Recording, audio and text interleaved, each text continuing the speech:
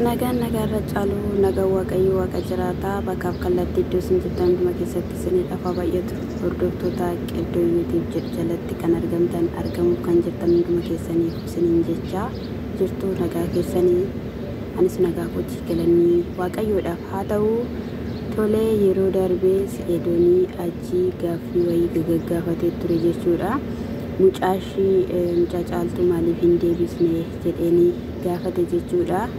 Ani dura mucaa fudhatteetu na jalaa baddi jedheenan ture. Akka isheen immoo mucaa fudhattee na jalaa baddus namarraan dhagahe. Kanarraatiin kan ta'e itti kennuu dhiise. Amma immoo hodhuutii fudhadhu jennaananii seeratu harkaa qabaa seeratu naaf fudhanaan jettee na diddee jedheen jechuudha. Kana gidduutti caaltuunis hin barbaadu Ajii irraa adda na baasaa jedhee Seedoonii gaafa inni gaafatu ani caaltuurraa adda bahuu hin barbaadu. Addunyaa kanarratti kan akka caaltuu hin argamtu. Kanaafiyyuu watii kana dura waan baay'ee naaf taate waan baay'ee naaf oolte gara caaltuutti na deebisi. Gara caaltuutti na deebisi. Ani caaltuu faana jiraachuu barbaada. Caaltuu balleesseera, caaltuudhaan yakkeera. Caaltuurratti dubartoota garaagaraa jijjiireera. Garuu kan amma caaltuu naa geessu hin agarre jedhee dubbate. Mucaashoon deebistaa fiiree jennaan namitti sanaa immoo wajjinidhaan hin jiraadhu. Waan baay'ee na gooteetti ofirraan gadi ishee baasuu barbaada. Garuu ani yeroon ishee bira taa'u namummaan kooyyuu maal akka ta'e hin beeku. Of na wallaalchisti. Jireenyi baay'ee bakka na jibbisiiseera jennaan dhugaa kee jette. Namichi sana immoo mana sana keessaa gadi baasuu qabna, gadi baasnaa. Bakka rakkoon hin jiru. Gaafa inni jedhuuni maalidha jennaan anaanii boqonnaa dhowwitettennaan maalishinoo na tumtii jennaan sidhamaas teettikaa sirratti hojjechiisteettikaa jennaan waanuma akkasii ta'uun hin oolu jedhee sheeka bira maaliif hin deemirreenaan caaltuuni sheeka bira deemtee qoricha naa fidde. Qoricha isheen naa fidde immoo fuuteetu gattee. Kanaafiyyuu ani jireenya keessanitti kan hin jiraadhu jedheeni. Sanaa booddee rakkoon hin jiru waan hundumayyuu sirreessinaa si'een sheeka bira si geessina jedheen jechuudha. Seedoon egaa Seedoon jireenya mataa isaatiif iyyuu biizii akka ta'ee jiru hundumti keessaniyyuu ni beektus ni beeknas jechuudha. Kanarraatiin kan ka'e natti fakkaate. Sanaa booddee dhagaammaa viidiyoo sanaa inni garuu gaafa dubbatu nama tokkotti iyyuu nimiin jedhee dubbatee ture. Ajiin jechuudha waan kana waan ishee sodaatu jechuudha waan na ajjeefti jedhee sodaatu jechuudha. Haa ta'uyyuu malee dirqamadha gadi dhiisuu jedheetu caaltuutti kennee viidiyoo sana caaltuu yoo gadi dhiistes yoo gadi dhiistu baatteef jedheetu caaltuutti gaafa kennu caaltuun gadi dhiiste. Caaltuun gaafa gadi dhiisteettu isheen immoo maal gootii jaartiin Ajii fiidicha argitee Ajiidhaanii gaafatte jechuudha. Sana dura garuu maal jetti ani du'eenuma hin argama malee isaan hin dhiisu. Seedoo ta'ee Abdii ta'ee Ajii ta'ee dhiisanii isaan dhiira miti. Isaan dhiira kan jedhamu maalummaa dhiirummaa ofirraa hin qabanii. Eenyu akkan ta'e isaanitti agarsiisa. Isaan nadhoodha ani dhiiradha bakka isaanii bu'een isaan agarsiisa. Wanti kun gochuu hin danda'anii jetteetu. Eenyu manatteettanii yaaddume? Eenyu manatteettanii yaaddu? Afuuratti hojjette sana yookiin immoo afuura dhamaatii sana kan isheen amanatte jechuudha. Abbaan kan maxxanee amanata miti isaan isa amanatteetu akkana godhatte jechuudha. Haa ta'uyyuu malee egaa isaan hin dhiisu. Anas miti kan inni hiiku. Anas miti kan inni hiiku. Mana kootti dhufanii mana kanatti dhufanii dhiisaatii bakka isaan jiraatti dhaqaafi. Bakka isaan jiraatti dhaqee fitanii ibidda isaanitti qabsiisa. Maal hojii as dhufu jettee jechuudha. Gaafsana garuu Seedoon yeroo dubbatu manicha keessatti ishee kan finna jedheera jechuudha. Na hojiin ishee akka diigamu waan beektuuf jechuudha. Sanaa booddee gaa'ii kaameraa ishee keeyyattee yeroo hajjiin dhufutti Ajiidhaanii ati maalidha?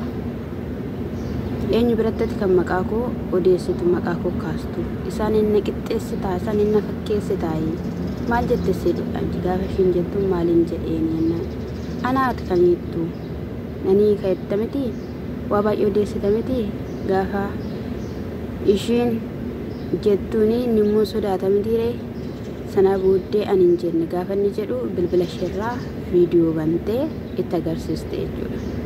Viidiyoo bantee gaafa itti agarsiistu inni kun maalidha jennaan ani akka inni na waraabee hin argine ani akka inni na waraabee hin argine waliidhaan kan haasofne jennaan viidiyoo waraabamuu keeti malee odeessuu keetti hin gaafatamtu miti gaafa jettuuni ani kanaatti hin beenne ani bakka dadhabeera jireenya gaafa inni jedhuun kaatee jechuudha. Teessoo ishee fudhattee xafaxafaa turte jechuudha. Dhidhiitaa turte jechuudha gadi. Nama ajaa'iba dhugaa rabbii. Nama ajaa'iba jechuudha. Jecha nama dhabsiisa jechuudha. Qooni kan hin jedhu garaatti baatteedhaan meera miti garaatti baatteedhaan meerre garaan ishee homaan mul'atu ani hin sobdeedhaan shakke. Hin sobdeedhaan shakke ani homaan natti mul'achaa hin jiru. Maali dubartiin garaatti baattu garaan ishee ba'aan deemu moo? Dubartiin garaatti baatu akka tutaalte akkatti nama tumti ani hin beeku isa kanaanuma natti hin fakkaanne baay'ee isaa jechuu godhaayi isa kanadhaan siniin jedha inni kan biraa immoo egaa isheen inni isu jettee batteetti inni kan biraa immoo Abiraam osoo mana jiraatee ruutaan akka manaa baatee deemte argitaniittu. Abeel immoo itti bilbilee obboleessa Abiraamitti Efreemiidhaanii ruutaan mana hin jirtu ruutaan deemteetti kutteettiidhe. Gidduu kanatti Abeel dhufa. Abeel gaafa dhufee jedhu Abiraamiifis daawwalamee Abiraam buttaa jiraadhaa dhufa. Gaafa buttaa jiraatee dhufu mana keessa kaatee ruutaan maalidha jedhee qiyus gaafa jedhu kutaa garaagaraa seenee gaafa jedhu qooyin dhufaayii. Abeelin dhufa Abeeltu naan jedhe Abeeltu gaggeesse gaafa jedhuuni eessatti gaggeessaa maalitti gaggeessaa ani dhimma keenyaa miti kanan ani buttaa jiraa deeme gaafa jedhu Abeel dhufa. Abeel meerre ruutaan deemteetti eessa deemte bakka ishiin emi bakka ishiin deemte eniim sanaa booddee walitti ka'an jechuudha. Gaafa walitti ka'anii eenyu walitti ka'aa Abeelii fi Efreem. Abiraan waan dubbatu wallaale wal dhaggeeffachuu dhabuu waliif hubachuu dhabuu lafa deema walitti himuu dhabuu rakkoo guddaa fide jechuudha. Ani jalqabuma irratti namni gaa'ela namaa gidduu gaafa galu ani dhugaa dubbachuudhaaf natti hin tolu jechuudha. Maalis haa ta'uu maal amma barbaadanis walaa lolanii abbaa manaa fi haadha manaa caalaa umtu walitti dhiyaatu jechuudha. Isaan takka barbaadan walaa godhan malee yeroo nuti dhandhee gidduu isaanii gallu nama jaallannu dhabna jechuudha. Ani Abeel maaliifi ruutaan gargaare jechuu miti. Isaanii ta'anii wal dhaggeeffachuu dhabuudhaan ta'anii wal hubachuu dhabuudhaan ta'anii yaada wal jijjiiruu dhabuudhaan yaada isaan kan wal jijjiiruu barbaadan yeroo hundumayyuu miidiyaa irratti jechuudha.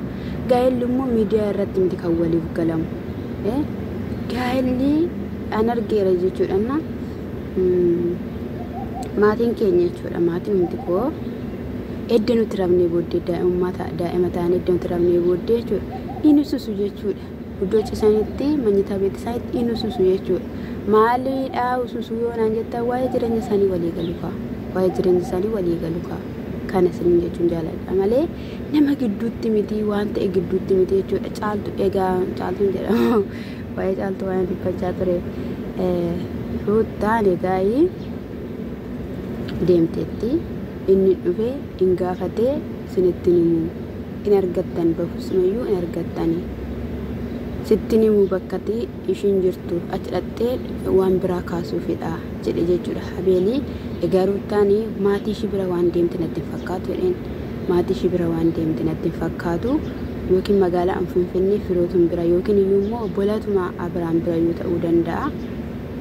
Siniin jechuun jaaladha akkasitti wal fixanii hin ba'an jechuudha. Gaafa Abiraam balbala saaqee ba'uu duubaan ba'e jechuudha. Efreemii Abeel immoo mana keessatti hafee bu'aa ture jechuudha. Gaafa ishiin daddarbatamaa turte, gaafa ishiin saatii kennitee fi gaafa ishiin lakki jettuun, gaafa ishiin maali jettuun isaanii dhaggeeffachaan turre, abaaraayyuu turanii, ifachaayyuu turanii jedhe jechuudha.